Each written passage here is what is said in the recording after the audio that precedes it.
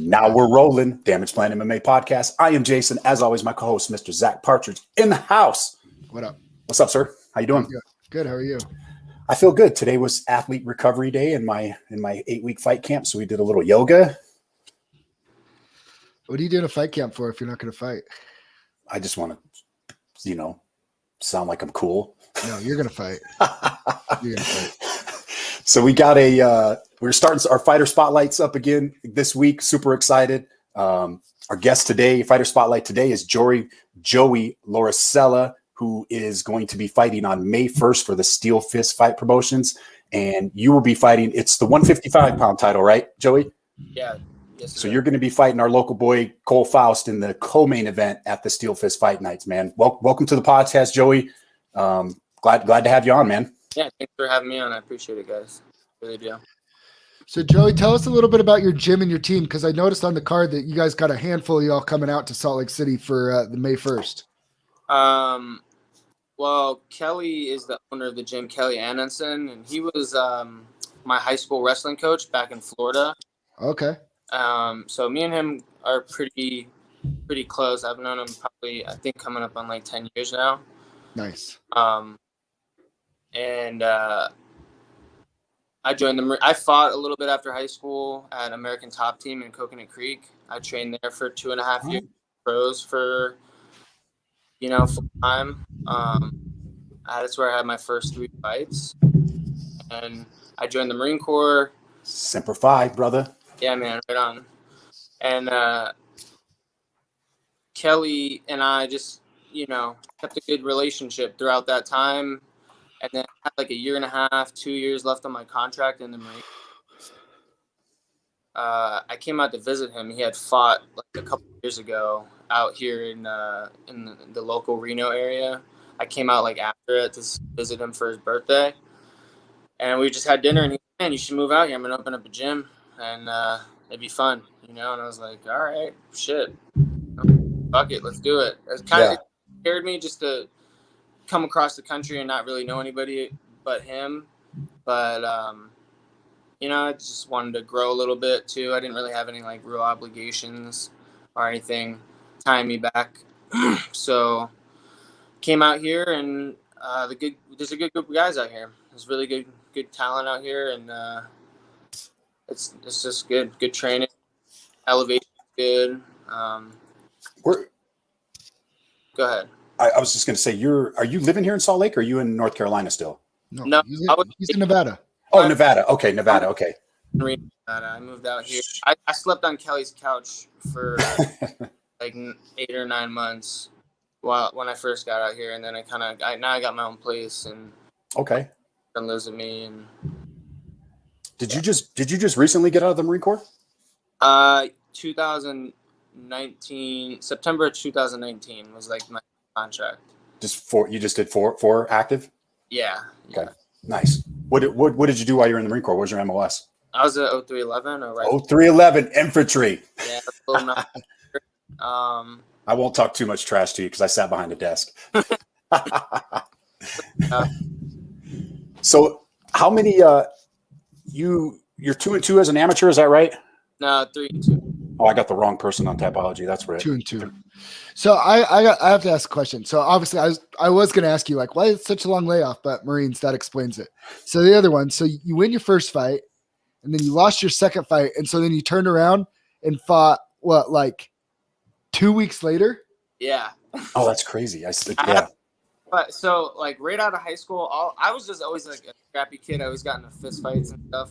Okay. And I just had a little bit of wrestling. I had no jiu-jitsu, but I just started. I was like 1.5 months into training, 2 months in, and we lined up a fight. I beat this kid in like 20 seconds, and then had another fight. This kid was like a state champ wrestler. Had no idea. He came in like 8 pounds overweight, and I was just like, fuck it, whatever.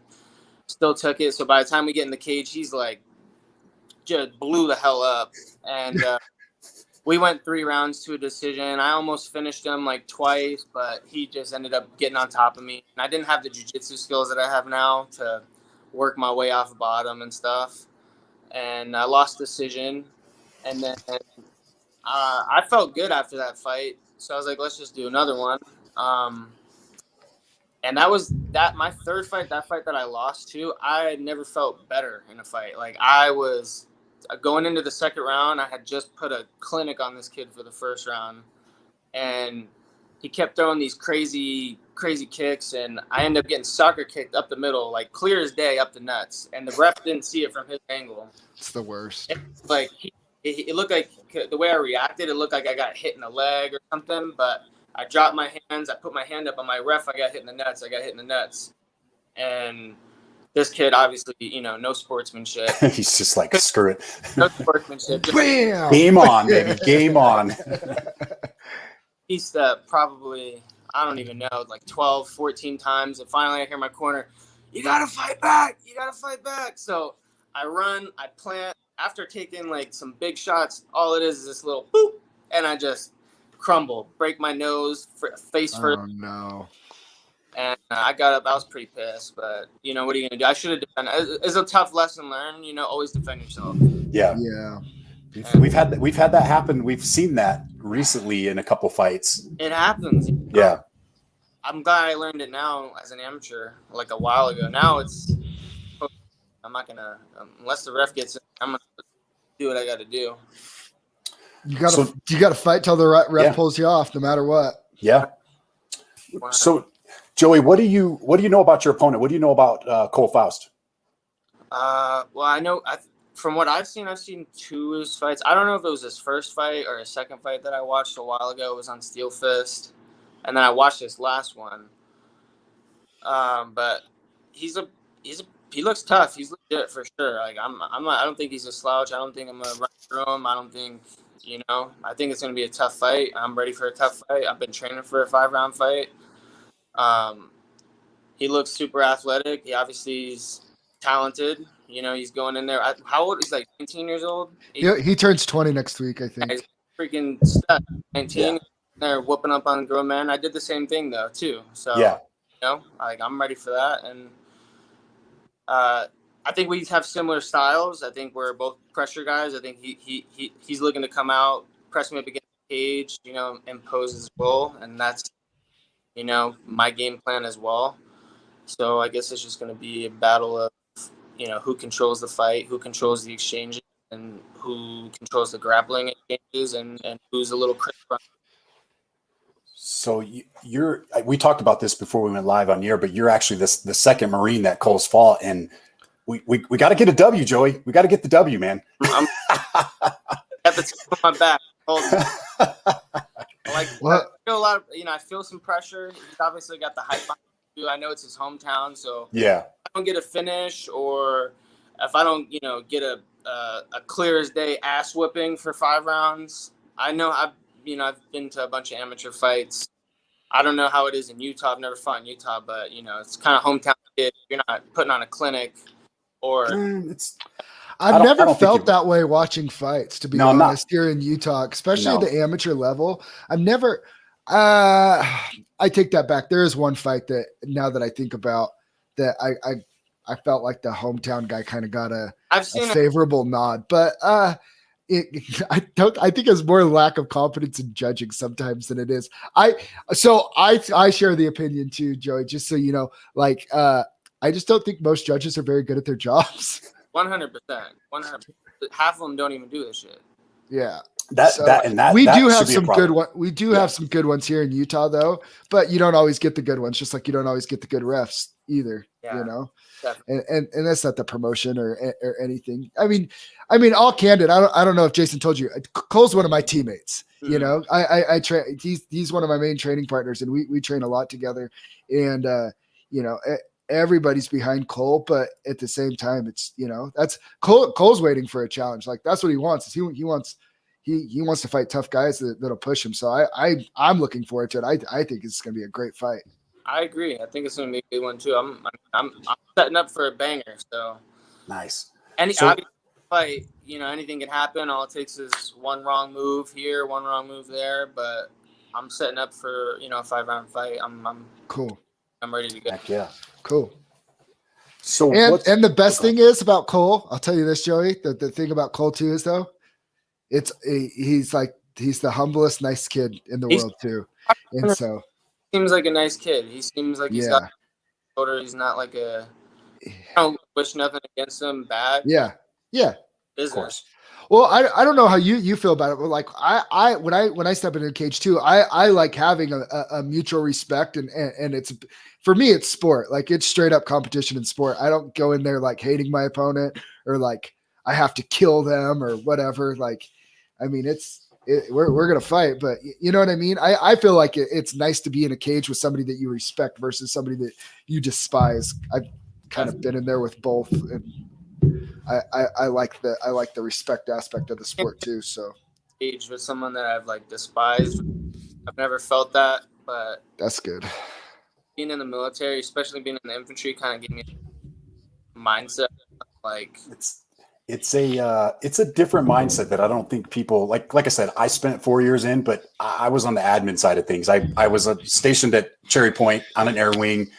And I didn't really get to see that side of the Marine Corps until I went to Okinawa and was at Camp Schwab for 6 months and had to share the barracks with some tank guys.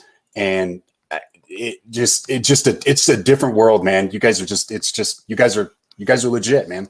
Yeah, so I feel like that kind of gave me an edge coming out fighting afterwards. Like I feel like what you just said, Zach, not to knock on what you said about like it's just a fight, you know, like I'm not trying to kill him, you know. But for me, when I was a kid, like 18 fighting, I'd be like had the mindset of I was just like a competition, you know, but like fight, man.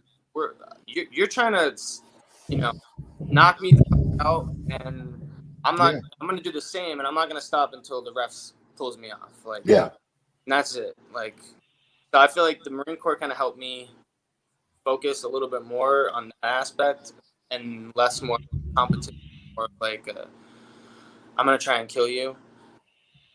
You're gonna try and kill me, and not literally, obviously. I wouldn't want that, but that kind of mindset. Yeah, no, for sure. It's the kill or be killed. Like, I got to be willing to do it because I have to assume that he's willing to do it to me. But at the end of the day, when it's all done, it's like, I like being chill. Like that's it. It's done. Definitely. So it'd be good. So you have, if I'm right, if I saw that right, you have 4 teammates also fighting on the card, correct? I believe so. I think we got Jordan, Elijah.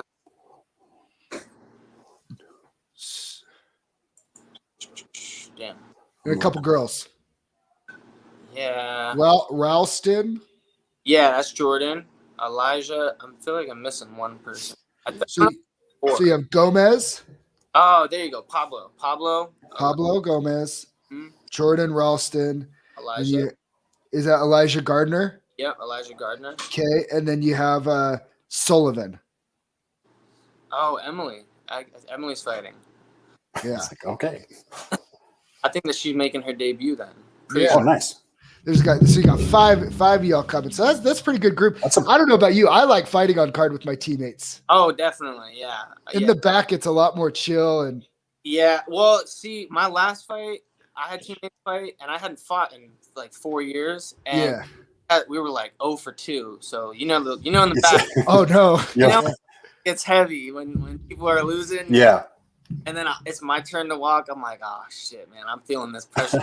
It's like I got to get the dub for the team. Get it. Get the dub. We got to bring the energy back there. So Emily Sullivan's fighting a tough girl, Cammie Adams. That's a tough fight. Yeah. I know she's tough. I don't know anything about who your boy Gardner's fighting. Elijah, is that what you said? Elijah? I don't know anything about that guy. I don't know anything about the girl that Jordan's fighting, and then nothing about the kid that your boy Pablo's fighting. So there you go. Right. Should be fun. It's gonna be a fun night. What weight do you fight at? That's a 185-pound belt, and then I'm moving down to 170. Okay. Right on. Yeah. What belt's that for? What is that for? Steel Fist or? That's Steel Fist. Yep. When are you going to be making the move? You've been just slowly. Yeah. So I actually lost kind of a controversial decision, or not decision, but ref thought I was given the thumbs up on a choke, and the ref went to the other side to see it, and he thought I was out. He thought I wasn't responding. My thumb was up. My thumb was up like this. Mm. And because I felt him grab it, he did like a 5-finger choke up against the cage, kind of. Yeah. But he didn't have the choke. And so I just relaxed it. I knew there was like maybe like 20, 30 seconds left in the round. So I'm like, I'll just let him burn his arms out. I felt him grab my wrist. I hurried and gave the thumbs up. Well, after he grabbed my wrist, he hurried and moved to the other side to see if he could see in. Mm. And I didn't know he was over there. So I didn't do it with anything with my other hand. And he stopped the fight. He was up there and he's just kind of cranking. It was uncomfortable on my neck, but like there wasn't a choke. And I'm like, I can chill here. I can ride this out. Who's your guys' head coach out down there? Like who like what are the credentials down there at One Hit? His name's Aldo Arasia. He's world champion kickboxer from Brazil, and then he's a black belt in jiu-jitsu. Right on. What's his name again? What's that? His name's Aldo Arasia. Aldo Arasia. Who do you get his black belt under? Do you know?